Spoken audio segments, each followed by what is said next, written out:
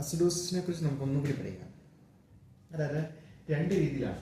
ഒന്ന് അസിഡോസിസ്, അതായത് ബ്ലഡ് ആസിഡാണ്, ബ്ലഡിന്റെ അവസ്ഥ ആസിഡാണ്. അതായത് 7.35 7.45 ഇടയിലാണ് pH ഉണ്ടാകുന്നത്. അതില്ല. അതായത് 7.25 ഒക്കെ ബ്ലഡ് ഉണ്ട്, ബ്ലഡിന്റെ pH. അപ്പൊ pH ആസിഡിക് ആണ്. ഈ ആസിഡ് എവിടെ നിന്നുണ്ടായി? അതാണ് അടുത്ത സംഭവം. ബ്ലഡ് എങ്ങനെ ആസിഡ്? അത് കാർബൺ ഡൈ ഓക്സൈഡിന്റെ അളവ് നമുക്കറിയാലോ, 35-നും 45-നും mm of Hg ഇടയിലാണ് വേണ്ടത്. അതായത് കാർബൺ ഡൈ ഓക്സൈഡിന്റെ അളവ് ബോഡിയിൽ ഒരുപാട് കൂടുതൽ, അതായത് 45-ന് മേളിൽ. അങ്ങനെ 45-ന് മേളിൽ കാർബൺ ഡൈ ഓക്സൈഡ് കയറി നിന്നത് കൊണ്ടാണ് പേഷ്യന്റിന് അസിഡോസിസ് ഉണ്ടാകുന്നതെങ്കിൽ അത് റെസ്പിറേറ്ററി അസിഡോസിസ് ആണ്. ഇനി നേരെ തിരിച്ച് എന്ന് വെച്ചാൽ കാർബൺ ഡൈ ഓക്സൈഡിനെ ശരിക്കും ലങ്സ് പുറത്തേക്ക് ശരിക്കും തള്ളുന്നില്ല, അതുകൊണ്ടുണ്ടാകുന്ന അസിഡോസിസ് റെസ്പിറേറ്ററി അസിഡോസിസ് ആണ്. ഇനി അടുത്ത ബൈകാർബ. ബൈകാർബ 22-നും 28-നും ഇടയിൽ ബൈകാർബ ഉണ്ടാകണം. അപ്പൊ ആദ്യത്തെ സംഭവത്തിൽ അത് കൂടുതലായിരുന്നെങ്കിൽ ഇവിടെ കുറവാണ്. ബൈകാർബിന്റെ അളവ് ഭയങ്കര കുറവാണ്, അതായത് ഒരു 20 വരെ ഉള്ളു. അപ്പൊ 20 വരെ കൂടുവാണ്, പക്ഷെ pH ആസിഡാണ്.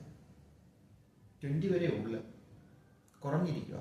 ബൈകാർബിന്റെ അളവ് ബോഡിയിൽ ഒരുപാട് കുറഞ്ഞിരിക്കുവാണ്. 22-നും 28-നും ഇടയിൽ ഉണ്ടാണ്ടാണ് 20 ഉള്ളു. അപ്പൊ കുറഞ്ഞിരിക്കുക. അപ്പൊ കുറഞ്ഞിരിക്കുന്നത് കൊണ്ട് ആസിഡിന്റെ ആസിഡ് കണ്ടന്റ് ബ്ലഡിൽ കൂടിക്കഴിഞ്ഞാൽ അത് മെറ്റാബോളിക് അസിഡോസിസ് ആണ്. അതായത് മെറ്റാബോളിക് അസിഡോസിസ് കിഡ്നി നേരെ ചൂനെ കിഡ്നിയിലേക്ക് വരുന്ന ബൈകാർബ് ഉണ്ടാക്കി ഹൈഡ്രജൻ അയണിനെ കിഡ്നി പുറന്തള്ളണ്ടാണ്. അങ്ങനെ ബൈകാർബ് ബോഡിയിൽ ഒരുപാട് കൂടുതൽ ഉണ്ടാക്കേണ്ടതായിരുന്നു, പക്ഷെ കിഡ്നിക്ക് ഉണ്ടാക്കാൻ പറ്റിയില്ല. മനസ്സിലായോ? അങ്ങനെ കിഡ്നിക്ക് ഉണ്ടാക്കാൻ പറ്റാത്തതുകൊണ്ട് ബൈകാർബിന്റെ അളവ് ബോഡിയിൽ കുറവാണ്. അങ്ങനെ വരുമ്പം കുറഞ്ഞു ഉണ്ടാകുന്നതാണ് മെറ്റാബോളിക് അസിഡോസിസ്. ഇനി അതുപോലെ തന്നെ ആൽക്കലോസിസ്. ആൽക്കലോസിസിൽ എന്താ? ബോഡി ആൽക്കലിയില എന്ന് വെച്ചാൽ ബ്ലഡിന്റെ അളവ് ആൽക്കലിയില, അതായത് 7.45-നും മേളില. അപ്പൊ അതെങ്ങനെയാണ് ഉണ്ടായത്? അത് കാർബൺ ഡൈ ഓക്സൈഡ് ഒരുപാട് കുറഞ്ഞത് കൊണ്ടാണ് ഉണ്ടായതെങ്കിൽ, അതായത് കാർബൺ ഡൈ ഓക്സൈഡിന്റെ അളവ് ഒരു 35 to 45 ആണല്ലോ. അപ്പൊ ഒരു 25-30 ഒക്കെ ഉള്ളു. അപ്പൊ കാർബൺ ഡൈ ഓക്സൈഡിന്റെ അളവ് കുറഞ്ഞത് കൊണ്ടാണെങ്കിൽ ഈ ആൽക്കലോസിസ് ഉണ്ടായതെങ്കിൽ അത് റെസ്പിറേറ്ററി ആൽക്കലോസിസ് ആണ്. ഇനി ബൈകാർബിന്റെ അളവ് കൂടിയത് കൊണ്ടാണെങ്കിൽ, അതായത് കിഡ്നി നന്നായിട്ട് ഫിൽറ്റർ ചെയ്ത് ഭയങ്കര സ്പീഡിൽ ഫിൽറ്റർ ചെയ്ത് ബൈകാർബിന്റെ അളവ് ബോഡിയിൽ ഒരുപാട് കൂട്ടി, അതായത് ഹൈഡ്രജൻ ആറ്റത്തെ കിഡ്നിയിലൂടെ ഫിൽറ്റർ ചെയ്ത് പുറത്തേക്ക് കളഞ്ഞ് ബൈകാർബാക്കി മാറ്റിയേക്കുക കാർബോളിക് ആസിഡിനെ.